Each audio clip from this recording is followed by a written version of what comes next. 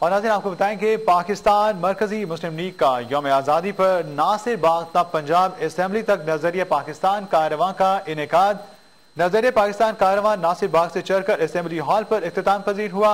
नजरिया पाकिस्तान कारवां Punjab assembly hall के पास पहुंचकर जलसे की शक्ल इख्तियार कर गया। नजरिया पाकिस्तान कारवां की क़यादत सदर मरकजी मुस्लिम लीग लाहौर आदिल खलीक, जनरल सेक्रेटरी लाहौर मोहम्मद हारिस डार ने की। नजरिया पाकिस्तान कारवां में पार्टी के कारकुनों ने बड़ी तादाद में शिरकत की। नजरिया पाकिस्तान कारवां में शुरका ने हाथों में कौमी परचम उठा रखे थे। नजरिया पाकिस्तान कारवां में मिली नगमों और कौमी तरानों को बजाया गया। फिजा कौमी तराने और मिली नगमों से गूंजती रही।